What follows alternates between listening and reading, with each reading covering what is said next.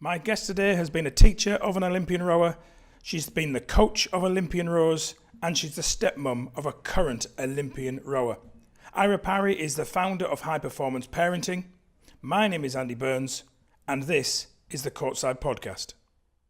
He's Courtside Dad, he's Courtside Dad. He dreams of Wimbledon, he's Courtside Dad. He's Courtside Dad, he's Courtside Dad. He dreams of Wimbledon, he's Courtside Dad. Ira Parry, welcome to Courtside. Thank you so much for having me on the show. It's wonderful to be here. No, thanks again for joining us. So I was just doing a little bit of a look down on your website, which we'll come to in a second, and a bit of a bio. You have been the teacher of an Olympian, you have coached Olympians, and you are the stepmom of an Olympian. You have some special ingredients here that we probably need to learn from. Oh, there's a bit of a theme there, I suppose. Yeah. So tell us a little bit about your kind of journey particularly in rowing, which is where your field of expertise is. You know, kind of from being coaching in rowing through to being are you a riverside mum? Are you I don't know, what is the official title for a rowing parent? Well, I suppose because he rows internationally now, there's not much rowing on rivers. No, so I suppose I'm Lakeside. Lakeside mum, named after a famous shopping centre in the southeast. Yes. So I come from a rowing family. So I don't know how, but I managed to avoid getting involved in rowing until I was 15. And that was quite a feat because my parents met at the river and my dad was an international rower. So, I started rowing when I was 15, rowed for, 15 years. And that's kind of how I got into coaching. So I became a teacher when I was in my mid to late 20s, and all the schools that I worked in also had rowing as one of the sports. And so I was always involved in coaching when I was a teacher. And the last school that I coached in, I was head of girls rowing. So I was involved in coaching the sort of older girls, and we had great success there. So at the time we were the best girls rowing school in the country, and I had lots of girls that went on to represent Great Britain. And then one of whom went on, carried on with her rowing when she'd left school and became Olympic champion in London 2012. And I went from that job to being kind of a talent ID, a talent spotter for British rowing. My job title at British Rowing was to find new Olympians, which sounds really glamorous, and it's actually really not glamorous at all. So I worked on the British Rowing Start scheme, which is the ID scheme. So we went round schools doing talent ID testing, and the premise of the scheme was to identify people who were not involved in rowing. So it was to find new talent. So if they're not rowing, how do you identify talent? So basically we had a battery of tests that we did in schools. So we tested them for their natural aerobic capacity. So we did that on an arm leg bike, and it was the closest test that you could get to a lab test for VO2 max without being in a lab.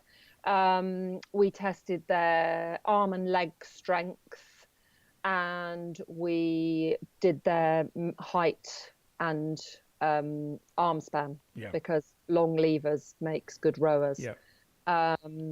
And that's how we identified them. So I did that for 10 years. Wow. And the job was basically coaching. I mean, you were only testing for a little bit of the time, and then you took on a group of athletes and you were training them up. And so I was like the stepping stone onto national teams. So lots of the athletes that I worked with went on to win medals at the Olympics. So it was a fantastic opportunity, and it was a wonderful thing to do, but it was a 24/7 job. You always worked a 6-day week, and you often worked a 7-day week, so it was quite full on. And after doing it for 10 years, I wanted to claim back my weekends. So I wanted to do something different, but I wanted to still be involved in sport, and I wanted to set something up for myself. And there didn't seem to be a support service for parents of athletes. And also, I didn't feel that I had necessarily done a very good job of looking after the parents as a coach, probably because I didn't have the time, and it's kind of not your focus as a coach. Your focus is on athletes and helping the athletes to perform. And sometimes the parents get left a little bit by the wayside, or kind of they're out of the loop. And with the benefit of hindsight, I feel a bit sad about that, because there are lots of ways that you can involve parents and that they can be part of an athlete support group, and they can have a good rapport with the coach, and it can be a win-win situation. So what I do now with high performance parenting is offering that support service to parents, but also helping coaches and clubs and schools to see how they can involve parents in a way that works for everybody. Yeah. So why do you think often parents might be either forgotten about or held at arm's length by coaches? I think, as I said, because coaches are busy and have their mind elsewhere, but also I think coaches sometimes have a perception that it's going to be more trouble than it's worth. I think potentially, if they're holding the parents at arm's length, the only ones that they end up engaging with are the ones that are very pushy, or the ones that are complaining. And so they then think that all parents are going to be like that, when actually, if you have a structure for engaging with parents and you have a protocol for engaging with parents, parents can be a wonderful asset to a coach. And I think that's a problem. And I also, quite a lot of the coaches that I work with are young, and they're not parents themselves. And so they don't really have a perception of what it's like, what a hugely emotional journey it can be to watch your child trying to do something that they really love and feel passionate about, and being the parent standing on the sidelines and having very little control over that is a really hard thing to do. And I think if you're a young coach, you just have, why would you have any perception of that? You just wouldn't. So a lot of what I do is helping coaches and parents work together. Because I guess my observation as being a courtside parent is, I've said this on a couple of other podcasts, is I'm still new to this sport. So a lot of the times I just have questions of interest, and very often aware that the coaches are busy, and I'm very often aware that I'm now marching across the court, which can look like, oh, what does he want? And it's just kind of, why we're doing this month, why we're looking at that, really, because I'm interested, but I'm very aware that sometimes questions I ask might sound like I'm trying to take over, or I've got an agenda, where most of the times I'm just looking to be more clued up. And I think what's been helpful for us is to have rhythms in a year where we'll touch base with the coaches, just to have kind of a three-way, us as parents, our son, and the coach say, hey, how is it going? Almost like a work appraisal, or kind of like a school report, so that we know at certain times in the year there's a touch base, so we can understand the process, which then actually has enabled us not to feel like we need to get as involved because we're now more learned. Yeah, absolutely. And that's what I'm talking about when I talk about the protocol, because I always tell a story when I do my workshops of when I was coaching at a school, and I was at a big important event. So I was at National Schools Regatta. I was looking after a big group of athletes. I was boating, boat after boat after boat, and trying to get these athletes ready for their big race of the year. And a parent came up to me and said, oh, I just wanted to let you know that we're going on holiday on the 23rd of June. So-and-so won't be available for training. And I just thought, for goodness sake, what do you expect me to do with that piece of information? It was before the times of having your calendar on your phone even. But actually, with hindsight, it was because I hadn't made clear to parents what the protocol was for delivering pieces of information like that. And if your parents, in my experience, most parents want clarity. Yes. They want to know what you expect from them Yeah. and what it is that they need to do. And it makes me sad when I work with parents who really are kind of not really knowing what's going on, feel embarrassed to ask the stupid questions because they think they should know. And so they spend the whole journey of their child's sporting life just feeling a little bit lacking confidence, feeling a bit silly because they don't know what they're meant to be doing. And I think that's completely avoidable. Yeah. But it just takes a little bit of give and take from both sides. Yeah. So I'm interested in you, the coach, and also you, the parent. What's your learnings around that? How has being a coach informed how you need to be as mum, and vice versa? I guess. How has that journey worked for you? I suppose because I'm a coach, so I have an understanding of high performance coaching and what it's about. I suppose in some ways that makes me harder on both parties. So it makes me harder on my stepson. Yeah. Because, I guess if something does go wrong, I'm the first person to say, I'm really disappointed for you, but hang on a minute. Like, remember 2 weekends ago, you had a couple of late nights. Well, factor that in, learn from it, mate. That kind of thing. He probably doesn't want to hear that kind of stuff, but but equally, because I know the coaching process, it makes me, I suppose, because you've got more knowledge, you've got more understanding, it makes you quite critical of how things might be handled better by the coaches. I suppose more knowledge is a dangerous thing, isn't it? Yeah, it is. But it's something that I definitely really try to work on with parents, is giving them a little bit of an insight into the coaching process, making sure that the message that parents try to give their child is not, oh, it's all unfair, but actually, hang on a minute, it's disappointing, but I'm sure we can learn something from this. And I've forgotten the last thing I was going to say. We'll come back to that. So here's a question and a piece of advice I would love to learn from you. So when your child says, I want to be the next Matthew Pinsent, I want to be the next Helen Glover, in our context, I want to be the next Rafa Nadal or Joe Conter.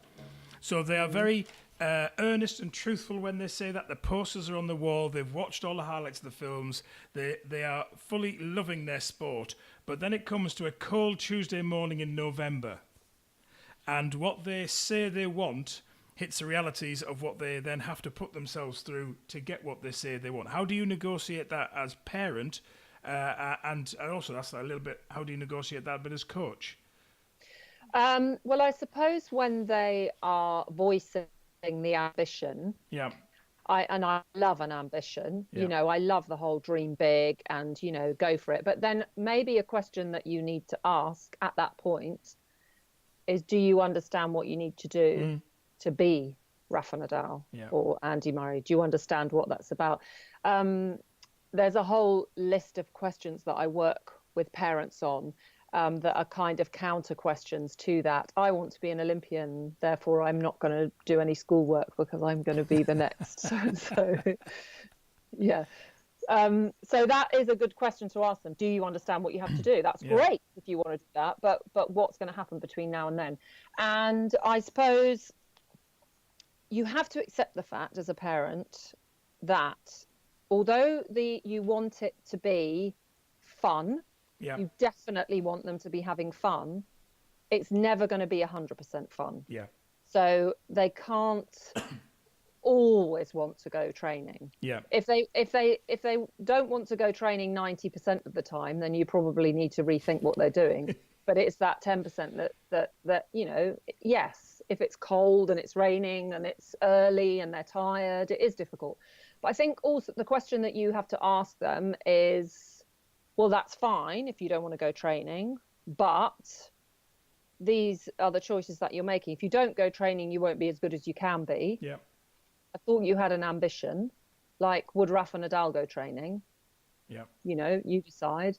And in your next big competition, whenever that is, 2 weeks, a month, whenever, if you don't do as well as you wanted to do, what are you going to think about this training session that you're trying to cut? I think really trying, it's so easy to get into conflict about things like this, and for parents to constantly be like, no, you've got to go, you've got to go, you've got to go. And I always recommend just play, not devil's advocate, but what's the word I'm looking for? Do reverse psychology. Yes. And actually say to them, fine, you don't have to go. If you don't want to go, you don't have to go. But these will be the results of you not going. So if you're going to choose that, if you're going to choose that you're not as good as you can be at your next competition, go. Yeah. And usually they go, Because I guess in part that's one of the tensions that a lot of sports parents face. They don't want to be labelled as pushes if they're forcing their child through a process that their child doesn't want to go through. But like all of us as humans, not every day do we want to wake up and do the work or do the work that's in front of us. And we do need that encouragement sometimes to, come on, you can do this. And it's that fine balance of at what point do I recognise this is me pushing you down a line, or at what point is it me in this season I'm having to give you a little bit of a nudge to remind you this is what you said you wanted. And I guess that's the tension that a lot of us as sports parents will often hold, I guess. Yeah, I definitely think it's difficult. Of course it's difficult. And as I said, you don't want to be in a situation where you're constantly in conflict, because that's not fun for anybody. No. So it is finding ways of drawing out their motivation to go and reminding them of what it is that they told you they wanted, and just saying, well, this is part of the process. If you really want that and you still want that, you have to do this. Yeah. So sorry, you know. And all the best to us as sports parents with that one. Yeah. So through your experience as a high performing athletes, what is it that you constantly hear that they say they need from their parents that's really useful? And what are some of the things you're hearing them say, I wish my parents would tone that down a bit? I think one thing which parents sometimes don't give to children enough is a little bit of time to process. Yeah. Like, I think parents don't always appreciate what a huge deal it is to publicly say that you want something. I want to win this match. Put yourself in a public place to do it, and then it doesn't come off. Yeah. And actually, in tennis, you're more vulnerable because it's just you standing there on the court. You're not in an eight with 8 other people. Yeah. So that's a really hard place to be, and that's a really brave thing to do, because there's never you're never 100% sure that it's going to come off, and you might fail. So you're always putting yourself in a situation where there's a potential for you to fail, and that's a hard thing to do. So understanding that as a parent, I think, is really important. And the second thing is, if something's gone wrong, yes, at some point you want to engage them in a conversation about that and learn stuff from it, but you do not want to do that like in the car on the way home. No. Just maybe there will be a bit of door slamming and silent treatment and being cross. And I think sometimes you just have to let that happen, because that's part of the processing. And the other thing, which I know, having worked with a lot of athletes, is that if they're on a high training load, they spend a lot of time being tired. Yes. Being tired and a bit hangry. And sometimes you just have to be that parent that just nods and agrees, because you have to pick up on the signs that now is not the time to be trying to engage in anything more than just, well done, here's a sandwich. That's something that athletes definitely say. There's a time and a place to talk about things. And really, with athletes on a high training load, that time and that place is quite limited. Yeah, definitely. I mean, our little one's only 10, so he's hardly on a significantly high performing athlete's load. But even as a 10-year-old, he does a lot during the week. And we're very conscious of Saturdays when he's not playing, as let's just crash. And you get very conscious towards the end of a term of him being a little bit grouchy, a little bit touchy. And you can't, I'll just be punch bag for a while, because this is a little man out working everything else that's going on in his life on top of being physically tired. So yeah, very conscious of that. I love the point you said at the beginning there, though, about recognising the bravery.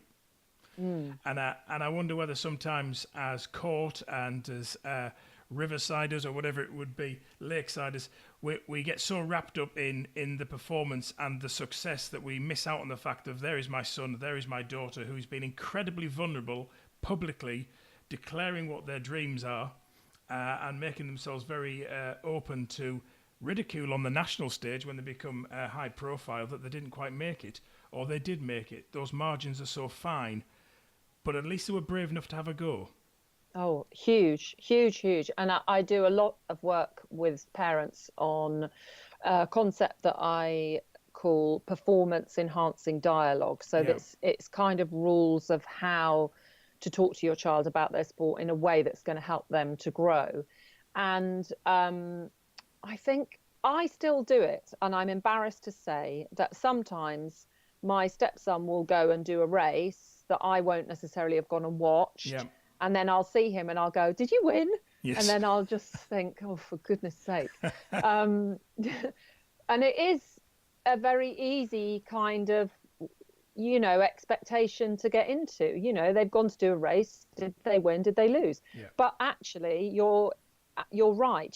It's about endeavor, it's about trying, and it's about having a good time. Yeah. So really, as a parent, the praise needs to go for their endeavor. The praise needs to go towards them trying, because in my experience, it's the triers that make it long term. Mm-hmm. It's not the ones that win effortlessly. It's the triers. It's the ones that keep putting themselves out there, trying, thinking it through. Why didn't it work?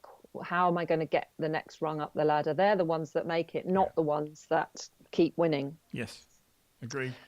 Yeah. So I work a lot with parents on that, and I have to work on I have to work myself on it to say to my stepson, "Did you have a good race? Did you enjoy it?" Rather than, "Did you win? Why not?" So what? Just to keep this theme going, this line going for a little bit, just a fraction longer, what would you say are the differences between like a high performance parent, as you would define them, and maybe what classically gets known as a pushy parent? What are some of the differences between behaviours that you would notice? I think that's very difficult to define, because I don't think it's dependent on the behaviour. I think it's dependent on the relationship between the child and the parent. Okay. Because you might take what you might consider to be a classic parent, say the Williams sisters and their father. You might look at that relationship and you might say he pushed them, and that's how they got where they are today. But actually, if you dig a little deeper and you find out about what they thought about their childhood, they loved it. Yes. So it's not about what the parent's actually doing. It's about the enjoyment level of the child and how it's being received by the child. And some children love that idea of having the parents, really involved and, having really high expectations of them. For some children, that drives them. For others, it would be an absolute nightmare. They just don't want their parents to be involved. They want their sport to be their thing and their parents to be at arm's length. And they find, there are some kids that find having their parents really involved all the time a little bit embarrassing and a bit onerous. And so I don't think it's possible to define it. I think it's about the experience that young child is having in the way that their parents are interacting and reacting to their sport. Yeah, yeah. And then do you have any experience of how you support parents whose children are saying, "I kind of would like you at arm's length"? Because that for me, hearing that, we're in a season right now where he quite enjoys us being close. He wants us to watch everything he does, training sessions through to matches. That may well change. And at the moment, we're loving being part of it. But as I heard you describe that, I thought, I'd hate it if he turned around and said, this is my thing. I think you have to be brave enough, and you have to find the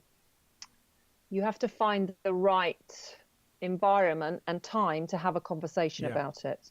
And I think as children get into their teenage years, that becomes more difficult because they do become less open to that sort of conversation. But I think you need to find a way to do that at the beginning of each season, kind of to touch base with them and say, you know, what is it that you want to do? What's the goal for this year? Just so that we know. And what do you want me to do? Yes. Where do I fit in? Yeah. And even having a conversation with them about, you know, do you like it when I come to watch you? Yeah. Do you want me to be the one shouting, or do you want me to be the quiet one? I mean, I used to do it with my athletes. Yeah. I would say to them, particularly, so in rowing, you have a particular performance test, which is done on a rowing machine. And obviously you're in quite close contacts, coaches and athletes. And I would always say to them, what do you want me to do? Do you want me to talk to you? Don't you want me to talk to you? When do you want me to talk to you? What do you want me to say? Do you want me to be aggressive? Do you want me to be supportive? You know, and have a very clear script, because they're saying, yes, that helps, you know, because sport can take you to like your deepest, darkest places. Yep. And if you are in that place and then your parents are being embarrassing on top of that, it's just not ideal, is it? So it's got to, and I think that conversation has got to be initiated by the parents, because you're the grown up. Yeah. So it's finding a time and a suitable environment to say, how are we going to work as a team this year? What do you want from me as a parent? Yeah. That's good. And particularly, as you're saying, to have that ahead of time instead of it being a reaction to something that's happening. Yes. That then doesn't sound like mum or dad have been sent to the naughty step, as it were, further away. It gives clarity around that. Yeah, that's some good points. Yeah.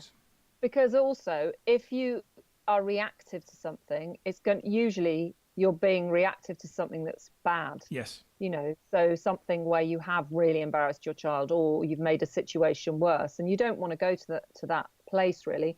And also, what may happen post an incident like that is just that your child withdraws from you and doesn't involve you and just shuts you out, and so you don't want to be in that place either. Yeah, no, I agree. So we've chatted a whole lot about kind of the why you do what you do in your coaching around high performance parenting. Can you tell us kind of the what is it that your organisation does? How do you support parents of high performing athletes? What is it that you literally do? So we mostly work with clubs, schools, governing bodies, and a bit with corporate networks, like family networks. And we deliver workshops and seminars. So we'll go into a club, say for a couple of hours on a Saturday morning when the athletes are training, and the parents just stay, and we'll do a workshop. And it's tailored specifically to what the organisation wants. So if I was going to deliver all my content, it would take about 5 hours. So it's kind of tailored down. And either we can do something quite generic, which covers a whole host of things for parents, or we can tackle something quite specific in a club. Like if a club is finding that they're having a lot of conflict with parents over selection decisions, we can work with parents specifically on that to give them a better understanding of how it works and why there's conflict. I also do quite a lot of one-to-one work. So parents will come to me, or they'll ask me to work with their young athlete on something specific that they're getting stuck on. We are about to launch some e-learning content on our website. So we've got nutrition for athletes coming online in a month's time, Yeah. and also developing mental strength. So the e-learning is for parents to help support their children. But will also be a very useful tool for older athletes. It'll also be a very useful tool for coaches looking to develop a framework of, say, a mental strength training program, something like that.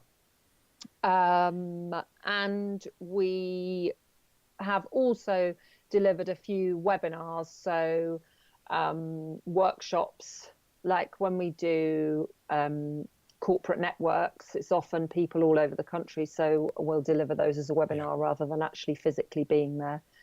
That's what I do. And what we'll do on the hosting site for this podcast is we'll put the links down to your website so that people can kind of connect in with you. Is that the best way to do that? Yeah, that'd be brilliant. Yeah. So just as we come to the end of this, can you sum up or give us one sentence that you would like to say as encouragement to sporting parents? Oh, that's a tricky one. Let me have a think. So our ethos for what we do, sometimes the name high performance parenting makes people think that we're just for athletes that are going to go to the Olympics or whatever. Yeah. But actually, we're about looking at best practice. So we're about looking at every child who's involved in sport fulfilling their potential, whatever that potential might be, and for parents on that journey to feel confident and to enjoy the journey as much as the young athlete. Yes. So that's what I'm trying to achieve when I work with parents, that they feel confident in what they're doing and they're having a good time. They're having a fun time watching their child engage in sport. And yeah, that's what we're about. So if you're a parent out there and you aren't feeling confident and you don't feel like you can ask the dumb questions that you need to, and you're not having a good time, then you need to come see me. And if this podcast has got anything to do with it, it'll be a great thing to come and see you anyhow. Thank you so much. Thanks so much for having me. It's been brilliant. Cheers. Thanks. Bye-bye. Bye. He dreams of Wimbledon, he's Courtside Dad. So welcome to the Courtside post-match reflections from me and the boss. Oh, that's me, is it? That's you. Okay, That's right. good. Either. Just wondered what you made of the interview and the conversation with Eira. What did you get out of that? I think what I loved about Eira is the fact that she not only has the coaching knowledge, but equally you could sense that tension and the reality of being parent as well, and that sense of being on the sideline and how to get that balance.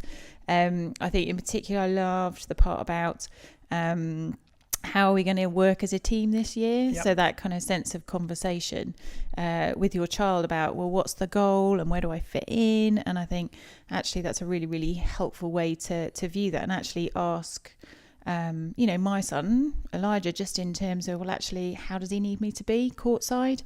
I think I make an assumption of what I think he wants me to be, and I decide to be quiet because I know if I start talking, I'll keep going and probably start shouting maybe with my competitive edge. To have that actual conversation and have a sense of permission from him and actually knowing what he needs from me and how I need to be, because being quiet might not be what he wants from me. Yeah, and I guess there's the assumption that we've got is he's always wanted us around the court, and how much of that do we give him permission to say, actually, I think I'd like you to push off a little bit? I noticed it.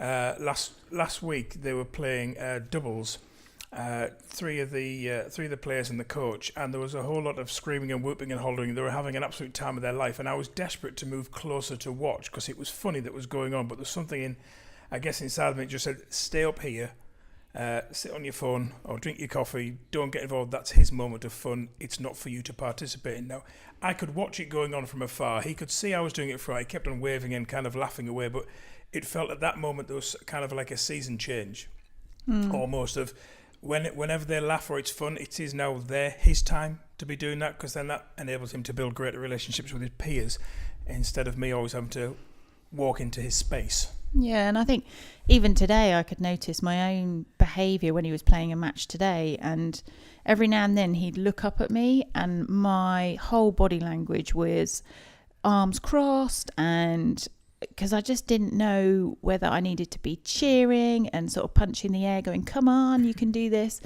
or just to stay quiet, so not to engage with him, to let him work it out himself. And I think for me, actually having that conversation with him about how I am with him on the courtside is probably a really helpful way forward for me.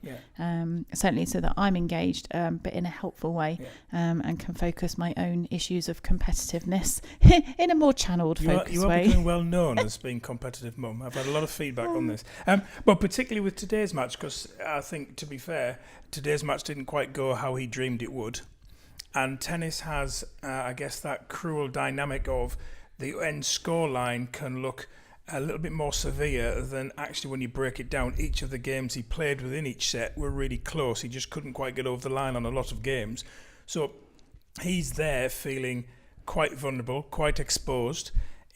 Contrary to popular belief, it's not always sunny out here in Barcelona. So this afternoon was one of the sunnier times for the past few days. So there's a whole load of court members who were there watching the game. So he had quite a large audience watching him not get over the line.